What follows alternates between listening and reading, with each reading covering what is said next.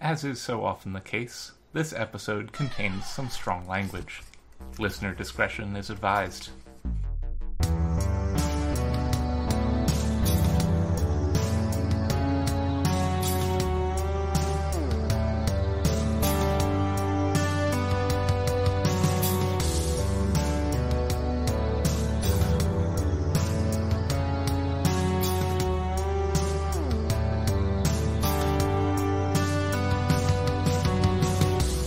Hello, and welcome to Tales from the Trunk. Reading the stories that did make it. I'm Hillary B. Bisniaks. Listeners, I'm super excited to welcome back to the show Sarah Hollowell, whose debut YA, A Dark and Starless Forest, comes out later this month. Sarah, welcome to the podcast once again. Thanks. I don't know why I said that like that. Thank you. I'm happy to be here. I'm excited. And I'm excited to be here with a thing that actually happened. Yeah, absolutely. I've been, in DMs and publicly following this since you got the announcement and, the cover and everything. Just so excited for this book to actually be coming into the world. And terrified. Also terrified. I'm not terrified. No. I know you're going to rock this, but, you're the one who has the book coming out, so you're allowed to feel whatever you want. Yeah. No, I would agree with that. So, before we get started with the reading, do you have anything that we need to know about this? Good question. Actually, what do people need to know? I'm still new to, actually having to do promo of any kind for this book. It's okay, nobody listens to this show. I don't think that's true. I see people talking about it, so I feel like, people maybe do listen. I think at least a couple people listen. Carlos listens, I guess. Oh my god, he's puppet facing at me. He does this thing where he just stares and his mouth opens straight down like a marionette puppet. It's terrible, Carlos. Why are you doing this? It's so terrible. No, okay, so A Dark and Starless Forest is a YA contemporary fantasy coming out from Clarion Teen, which was very recently HMH Teen. But they were bought by HarperCollins, so now they are Clarion Teen. That's what's going to stay on the spine and everything. And it is about a young magical girl who lives in an isolated lakeside house with several other magical teens and a couple of children. Yes. And they are kind of being raised by this man who adopted them after their parents either abandoned them or just disappeared in general because they did not want to have magical children. So now they live here and things are going fine-ish, I guess you'll see, until one of her sisters disappears. And the place I will be reading from is from the moment her sister disappears. Fantastic. So, which I would say is not a spoiler because I'm pretty sure all the summaries mention exactly which sister disappears. So I'm not too worried about it. All right. Well, ready when you are. Okay. So this is from the second chapter. Jane is gone. I was having one of my regular nightmares. Just a few weeks before they left me with Frank, my mom showed me one of her favorite movies. It included a scene where a car falls off a bridge into water and the couple inside dies. It's a funny movie after that. One of them's a ghost. I think there's basketball involved. But I could never get rid of that image. Once I ended up at the lake house, it started showing up in my nightmares. I'm trapped in a car, unable to scream, unable to move. The car sinks into water hazy with blood. Sometimes I'm alone. Sometimes my parents are in the front seat, but they're unconscious and I can't wake them up. That nightmare often makes me cry out, and it wakes Jane. Instead of turning over and going back to sleep, she comes to me. She rubs my back in circles. She talks in a low, soothing voice about the farm she lived on in her other life. I inhale the same unscented lotion we all wear, but that still smells uniquely Jane, and eventually drift back to sleep. But Jane isn't in her bed, and she's not in mine either. I sit up. I squint across the room, wondering if I'm not seeing her bed properly without my glasses. "Jane?" I whisper. The only answer is the steady hum of cicadas outside. She could be in the bathroom. I put on my glasses, get out of bed, and stick my head out of her door. The bathroom door down the hall is open and the light is off. "Jane?" I whisper again, even though I know she's not there. I slip down the stairs to check the living room. Sometimes Jane has trouble sleeping and she'll take to wandering. She'll work on whatever puzzle is taking shape on the living room floor or get a midnight snack. The 9 flowers on the wall shelf glow enough for me to see that the puzzle of a sunny cliffside on the floor is half done and that Jane isn't here. I pause at the flowers and briefly touch Jane's warm camellia for comfort. I try hissing her name again, quieter now. I'm too close to Frank's part of the house. Even the small noise of her name rasping off my tongue brings anxiety close to the surface, vibrating just under my skin, subcutaneously. That's a good word, subcutaneously. I only know one place left to try.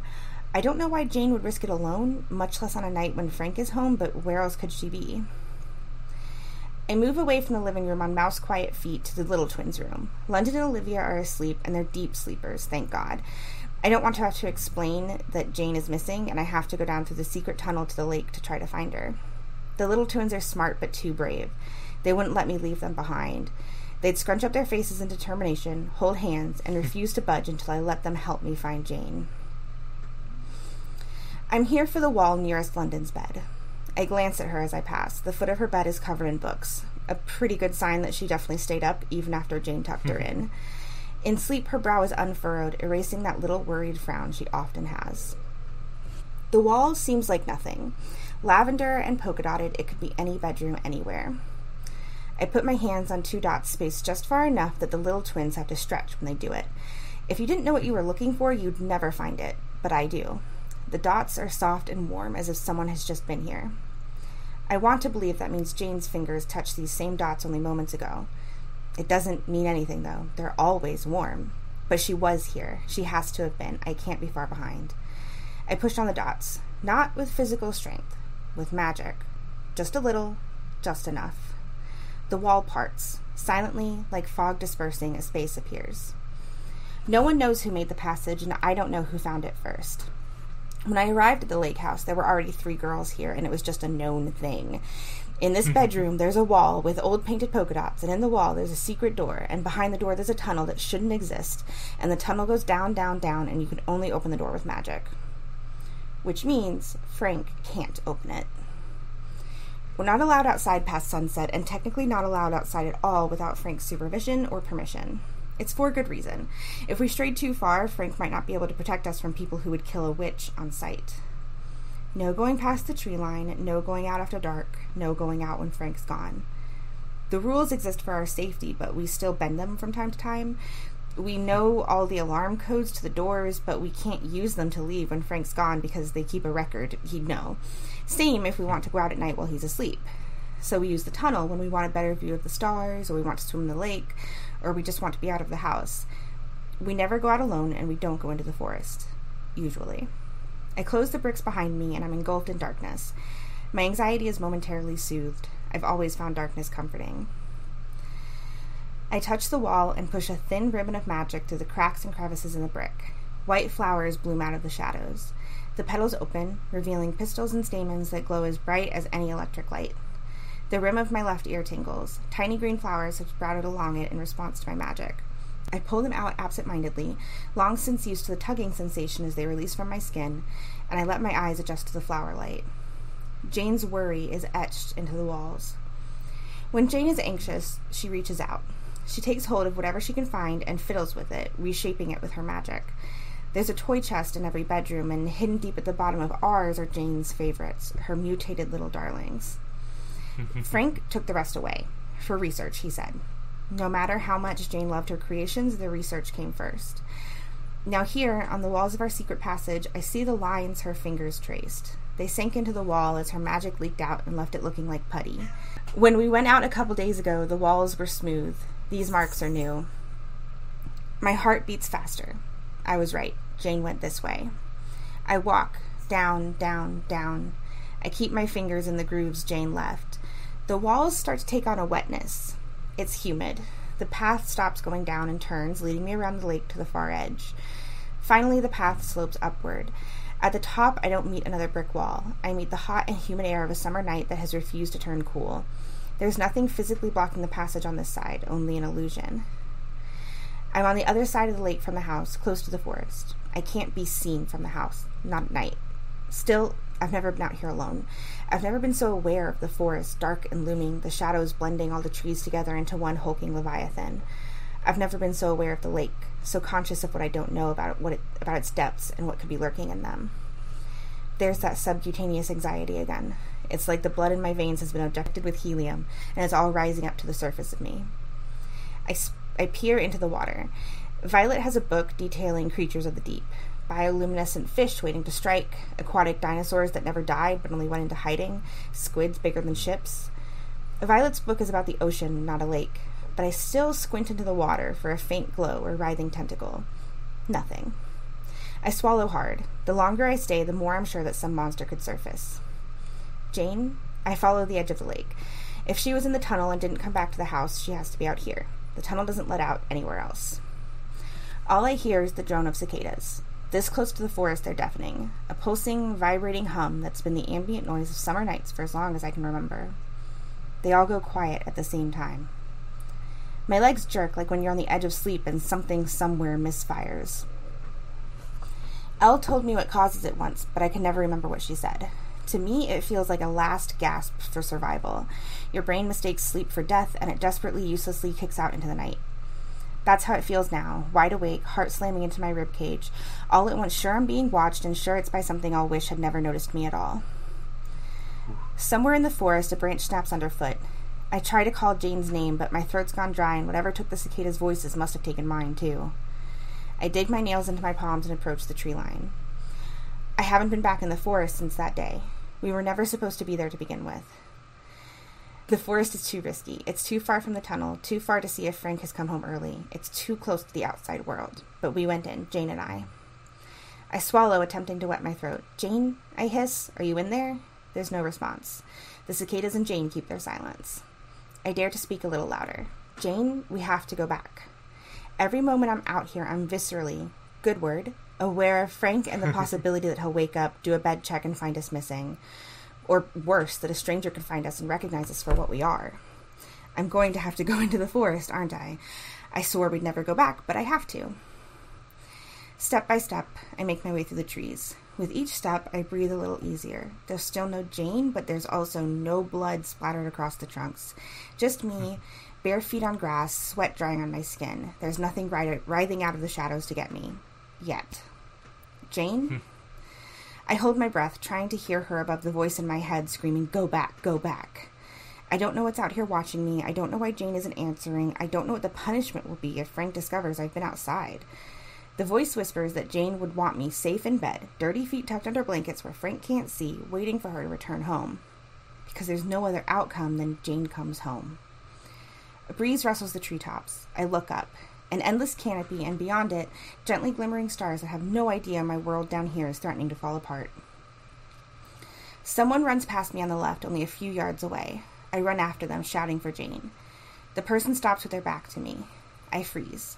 We're still separated by a few yards, and they're engulfed in shadows, so I can't see much. The shape is similar to Jane's. The way they stand with one foot in front of the other is one of Jane's quirks. But Jane wouldn't run away from me. Their head moves, turns, just barely to the side. They look like they're made of shadows, but that has to be a visual trick. I'm not breathing.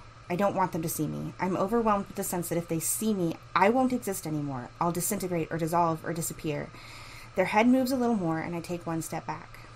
They look over their shoulder. A flash of yellow, owlish eyes.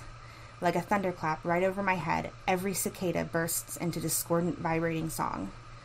I run. And I'll stop there. Whew. That first chapter, second chapter now remains a banger. Thank you. I really like it. I think I had maybe sometimes too much fun doing spooky imagery and stuff, but I really like it. it reminds me very distinctly of the opening of the first Tiffany Aching book. I don't know if I have read. The, what is it? The We Free Men, the Pratchett's YA sort of, like... Yeah. Mostly self-contained within the Discworld series. Yeah. But it has, like... It has some of the same elements that, of, like... Tiffany's really into the word susurration in the beginning of that. It's a fucking good word. It's a great word. And there's also a lake monster at the beginning of that one, which, spoiler alert, she smacks in the face with the frying pan. As she should. As she should, yeah. Tangled taught us all that frying pans are really useful, so... Mm-hmm. So it's just, like, it is very... Even if you did not mean it as a callback to Tiffany Aching, it's a very delightful callback for me, and... I will accept that, happily. I'm totally good with that. Yeah. So, one of the questions that I really enjoy asking in these book tours, because this is still Tales from the Trunk, is... What is one of your favorite parts you had to leave out of the end product here? Probably the mermaids. The original version of this book, literally even the version I sold had mermaids in it. And on brand. That was like a huge part of the plot. One of the main characters was a mermaid, and like one of the big things was just like this relationship between the mermaids and the lake house. And as much as I loved them, they were crowding the book. Like, they were just, like, they didn't actually fit in with the story very well. And especially because Derry has so many siblings, it was like everyone was getting lost. And when I sold the book, it was my editor, my now editor, or then editor, because she ended up leaving and I have a new editor. It's a whole thing. Publishing is wild. But publishing is so wild. We talked about what the book could look like if there weren't mermaids, and this was before they had bought it, and so I wrote a synopsis and 50 pages of the book without mermaids, and they bought it, and then I spent the next month rewriting about 2/3 of the book, and yeah, the wild thing is I didn't have to do it that quickly, but I did anyway, because I was really nervous about having an editor for the first time, and like having a book, so I went for it. And I think the book is, like, much better without them in a million ways. It's, like, it's so much stronger. It's so much more focused. I'm able to really tighten in on the things that I wanted to have really highly featured in the book. I'm able to, like, make the characters more distinct and, like, make them have a little more time than they would otherwise. But I still miss the mermaids. And specifically, I miss the character who... his name was Marlowe, and he was a mermaid, and he was a marshmallow boy, and I loved him. And he was... Oh, I think I remember him. Yeah, like, because the book originally, way back when, it is not anymore, though you can still see little bones of it. It started as a retelling of the 12 Dancing Princesses. And so Marlowe was kind of there intending to be, like, that prince character who's, like, infiltrating and trying to, like... get at their secrets and stuff. That's why they have, like, the secret tunnel and everything, which is kind of the main thing that I think stuck around. But he was a really sweet little marshmallow boy, and he had, like, huge anxiety, and he was very tender, and I loved him a lot. And maybe I'll use him in another book somewhere else. I hope so, because he was great. Yeah. But, the mermaids and Marlowe, I sometimes miss a lot. I would be shocked if you didn't sell a book with mermaids in it. Like, it'll happen. Let's be real here. It'll happen eventually. One day. Yeah. I kept on, during your reading, just kept on, like, sort of subconsciously feeling callbacks to your amazing fireside story, Crow's Eye. Oh, yeah, I've had people comment on that before, actually. I didn't realize it until people were like, you sure like writing about lakes and stuff. And, like, the forest and, like, sibling dynamics and siblings going missing or being hurt. And I'm like, well, when you put it that way, yes. Yep. Part of it's, like, because, the lake and, like, foresty areas tend to be based around my best friend in high school. At his house, he lived at a house that was, like, lakeside and had this beautiful forest behind the lake. And we hung out there all the time. And we were nerd children who were, like, constantly pretending there were fairies everywhere. And just, like, so it already felt kind of magical there to me. And it leaks into a lot of the things I write. But that's fair. I mean, that's the reason that, like, I always have, like, public transit systems in, you know, my stories is, like, I grew up just, like, riding the trolley everywhere all the time. Yeah, I think that's, like, I think there's, especially, like, the stuff you grew up with, like, they will just kind of find ways to get into your writing. Like, the book I'm working on now is very much kind of, like, kind of an ode to, like, Indiana summers and to the feeling of, like, driving around Indiana roads. And that thing where you get, like, stuck in a corn maze that never seems to end and there's people dying everywhere. I was going to say, so corn, right? Yeah, no, there's a big corn maze. Corn's a pretty important part of Indiana in summer. Yeah. And in general. When we moved across the country, we drove from Philadelphia to beautiful Oakland, California, and there was, like, we made it through all of Pennsylvania, and then we just hit corn for, like, 2 days. That sounds right. And it was trying to get across. It was a lot. Trying to get across the Midwest. Yep. Just flat. And, well, it depends on where you are in the Midwest. There are some less flat parts. I grew up, it's kind of weird, I grew up in a really hilly part of the Midwest, because Indiana, at least, and this is something we were taught in elementary school that I assume is true, is that glaciers came down across Indiana and flattened it, but there are hills in southern Indiana, basically, because the glaciers went shwoop and just kind of squished them up. And so I grew up in the hilly part of Indiana. I don't even know if that's true, but that's what we were always taught. I don't even know if that's how glaciers work. I'm pretty sure it's how glaciers work. It sounds true. Correct to me. Like, especially, I mean, because as I was saying it, I was like, it sounds wild that they could push the Earth up, but then I was like, it's not like they're moving super fast. It's one of those, like, gradual... And, like, there is just, like, a lot of mass there. Yeah. And Indiana also has, like, weird... The makeup of our ground is kind of, like, weird. Like, we don't get earthquakes or anything here, but if there are earthquakes literally, like, anywhere nearby... I have felt small earthquakes that were in Kentucky, because Indiana is all limestone.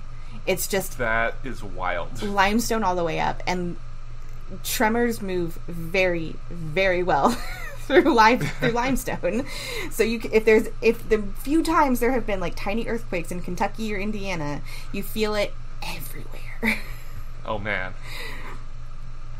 And, like, the East Coast doesn't, or the Midwest, I guess, for you, just doesn't really know how to deal with earthquakes. We have earthquake drills in school. Like, we have drills for everything in school. Like, we have fire drills, we have tornado drills, we have earthquake drills, code blues, which are active shooter drills, because those were happening even when I was a child, and the world is depressing. Yep. At one elementary school I went to, we had drills. My school was next to, like, some kind of plant, like some kind of, like, paper plant, or, like, sewage, or I don't know. It was some kind of, like, plant, like, factory kind of thing, and we had a drill for just in case something ever went really wrong, and, like, toxic stuff was released. We had a drill for going over to the fairgrounds across the street and away from the school. Have some sort of airborne toxic event. Yeah, we had drills for everything. Yeah, our earthquake drills were always... They would, like, play, like, a sound almost, like, over, like, the speakers, and we would all hide under our desks. And that was it. But the only... Fantastic. Duck and cover. Got it. The only... I mean, literally, yeah, it was just like, this works for earthquakes, this works for nuclear bombs, this works for everything. Frankly, it could probably work for a tornado, depending on where your desk is. But the only earthquake I've ever actually felt, I was sleeping on an air mattress, and I remember waking up because it was shaking, and I was like, what is happening right now? And I didn't understand, so I went back to sleep. And then the next morning, everyone was like, did you feel the earthquake? So it didn't really do me a lot of good. Luckily, we don't tend to get big earthquakes over here, because that, I think, would be pretty bad. Yeah. Not yet, anyway. We'll see, I guess. The last one that I felt, we were just sitting at the dinner table, and I just, like, looked over because I thought that my spouse was just, like, jiggling her leg really intensely, and she looked at me and she was like, that's an earthquake, and I'm like, oh, okay, that makes more sense. I can't fathom living in a place that, like, fairly regularly gets even small earthquakes, but also I know that, like, my sister and her wife live out in California, and whenever they come to Indiana to visit, they're always hoping for a thunderstorm. They are always hoping for a thunderstorm because they don't get them where they live in California. Because they live in, like, Riverside. And, somewhere in there. I don't know. Every time there's anything that happens in California, my mom's like, Jessica, are you okay? And Jessica's like, my county is as big as Indiana. Yeah. That was an entire Indiana away from me. Yeah, it's like, it was in Riverside County, but it was not anywhere near me, even a little bit. Yeah. But they're always praying for thunderstorms because they don't get them there, whereas I'm like, yeah, thunderstorms, like, that's just... Thunderstorms, and we get everything else. We don't get earthquake, but we get thunderstorms and snow and everything else, except for, like, hurricanes, which I'm fine with. Just move east, and then you'll get everything except the earthquakes. And the tornadoes will start to peter off. Yeah, yes, that's true. And I do appreciate that, but you'll get the hurricanes. Yeah. So it's like a trade-off. Everything's a trade-off. Yeah, pretty much anywhere. West, and you get no thunderstorms, no hurricanes, but you get earthquakes and fire seasons. Yeah, I'm okay being without fire. Honestly, every time I visit California, I've been like, I love it here. Like, this is great. I love this. I love, like, it's such a cliche for people to be like, that when it's hot, they'll be like, it's the humidity that gets you, but I've been to California, and I can confirm, having gone from Indiana to California, it is the humidity that gets you, because in California, I can walk around Disneyland all day in 85-degree heat or 90-degree heat and just be like, I'm doing fine, this doesn't bother me at all. In Indiana, it's 77 degrees and I'm dead. So, it's a difference. But I don't know about the earthquakes and the fire season. Yeah. Those are rough. It feels very on brand that we just devolved into talking about natural disasters. I love natural disasters. And like so great segue. Speaking about things that you love, the other important question I have to ask about your book is, without giving too much away, what is your favorite thing you got to keep in this book? Oh, man. Or one of your favorites. Yeah, because, like, my favorite thing is, like, a line that is spoilery, so I won't go with that one, but I'm really happy because it's been there since the first draft, and it managed, like, that... Nice. I'm sure every other thing has, like, changed. I think the only lines from the first draft that are, like, exactly the same as they were, that are still exactly the same as they were, are probably that Jane is gone from the beginning of the second chapter, and then a line in, like, the second to last chapter. Those are probably the... Well... Oof.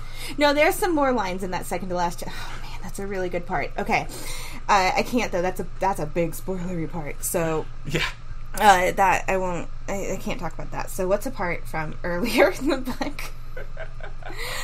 Man, sorry.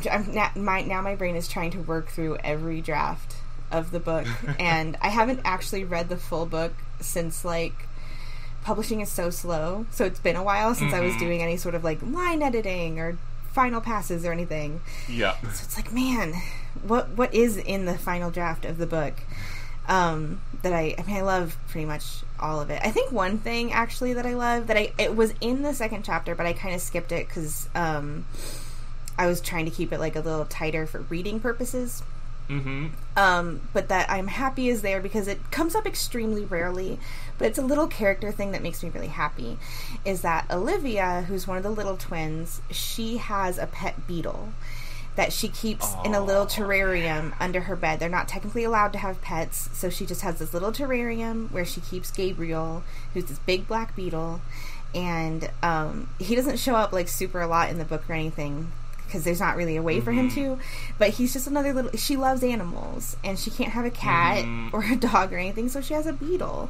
And I was always kind of worried someone would suggest cutting it, because it's, like, not really, like, plot important in any way, but personally I love him, and I think he, like, to me, he adds a lot to her character. It's like, I feel like I understand this tiny child who is like, my best friend is my sister and this beetle. I love and support the beetle.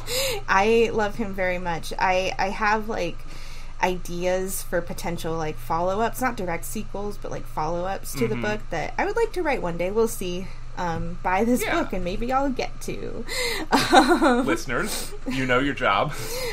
Where I would maybe focus in a little more sometimes on the little twins, and it's the ideas I have are set a little bit in the future, so I guess I don't know how long beetles live. I'd have to look that up. I mean, they're magic twins. Like, the beetle can just live. You know what? Good point. I could make that work. Like, I have no idea about the lifespan of insects other than, like, fruit flies living a day. And depends on the thing. Yeah. I know the smaller it is, the faster it tends to die. But, like, a big beetle. I don't know. You know. If you told me that big beetles live, like, 5 years, I would be like, that seems right. That seems accurate. I mean, house centipedes can live for 7 years. That's terrible. I wish you hadn't told me that. There are first graders as old as a house centipede. Yeah, I don't like that. I'm just gonna go on Twitter after this and ask Premee how long beetles live. And then she'll either tell me facts or she'll tell me haven't figured it out yet. I want to be facts. And well, I can tell you facts about house centipedes.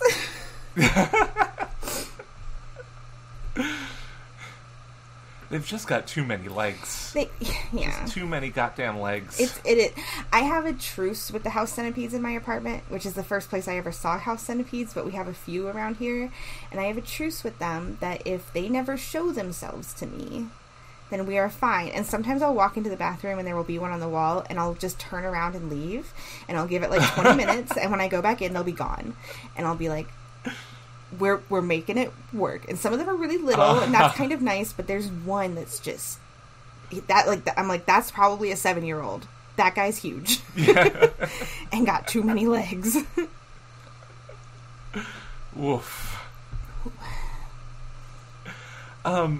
So Sarah, before we go, one question I've started asking, and I just really like the answers to it, is what's something that you are super pumped up about that you want to tell people about other than your own book? Which obviously we are all very pumped for A Dark and Starless Forest.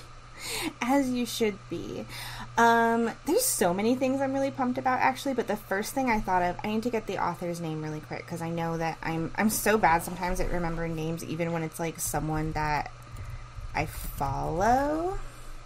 Oh, mood. I just don't. I just read This Poison Heart by Kalynn Bayron. Ooh. Oh my god, it is so good. I knew it was going to be good. Like, I bought it because I was like, this looks amazing.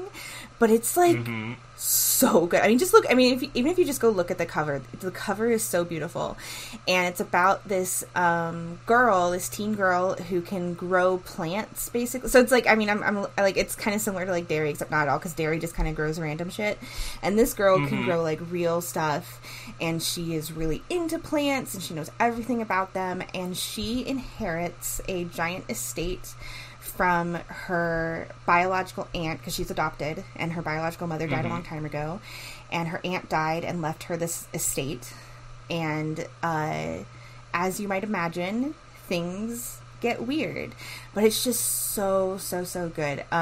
It ends in a cliffhanger that murdered me, but but definitely like buy it so that the second one could happen, because I need it personally. It was so good. If not for yourself, listeners, buy this to make Sarah happy. Yes, exactly. It's your job. Do it for me. Everything I can think of is like stuff I'm excited about. Definitely is like books, because I'm looking at like the books around me, and I'm like, I also just read The Ones We're Meant to Find. That one was beautiful. It made me very nervous about climate things, but so does everything. Each of Us a Desert by Mark Oshiro, which ruined me. Absolutely. They both did. Oh my god. And incidentally, because you mentioned Premee, I have A Broken Darkness right here also. The sequel to her first book, which is suddenly... Why is the name out of my head? I loved that book, and I can't remember the name of it now. Oh no. Is it on the cover? Oh, Please. I'm so embarrassed now. Beneath the Rising. Yes. Beneath the Rising, which is also incredible. So weird. Incredible.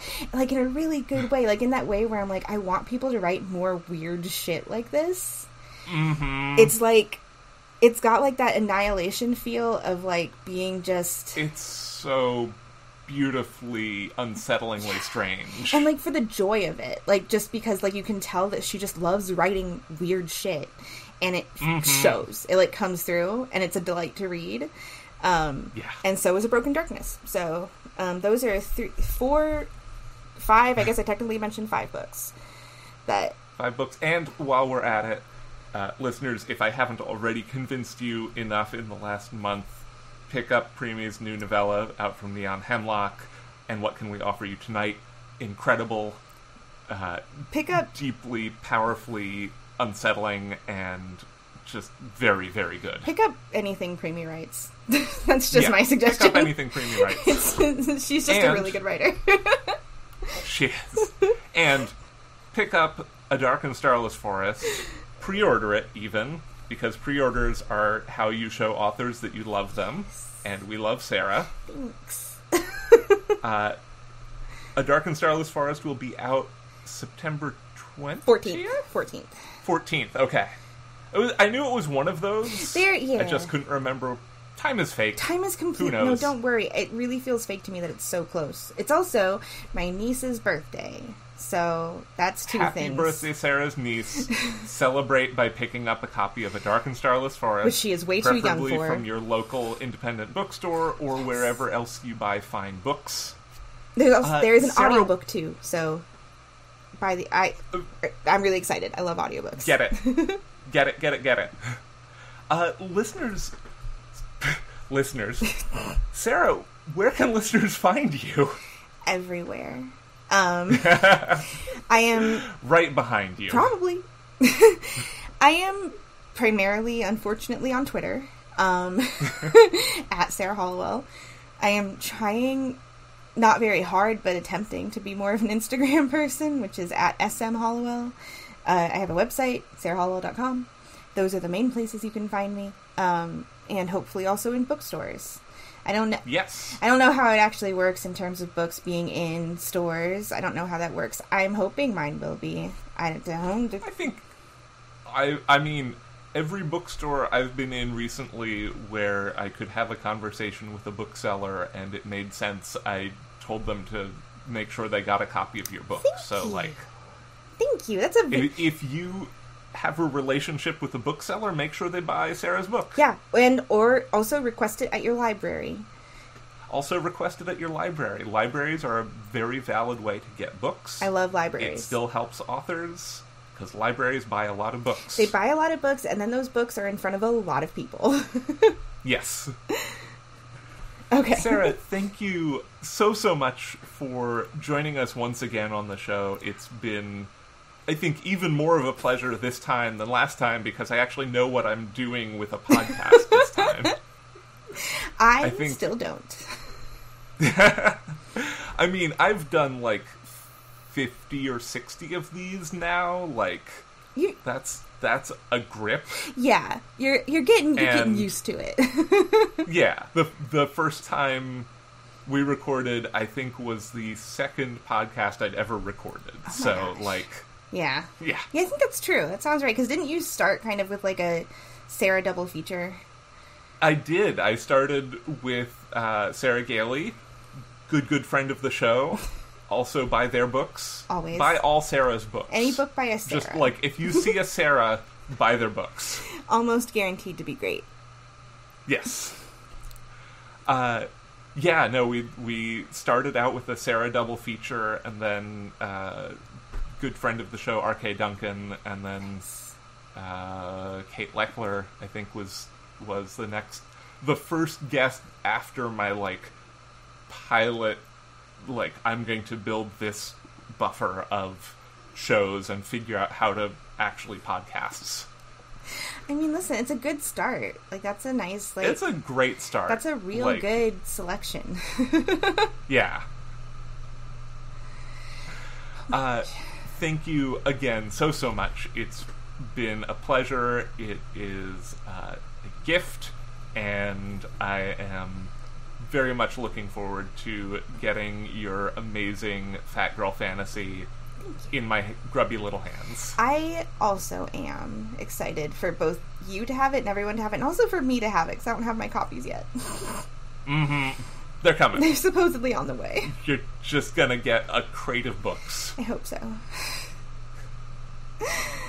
Okay. All right. Tales from the Trunk is mixed and produced in beautiful Oakland, California. Our theme music is Paper Wings by Ryan Boyd. You can support the show on Patreon at patreon.com/trunkcast. All patrons of the show now get a sticker and logo button, along with show outtakes and other content that can't be found anywhere else. You can find the show on Twitter at Trunkcast, and I tweet at HBBisnieks. If you like the show, consider taking a moment to rate and review us on your preferred podcast platform. And remember, don't self-reject.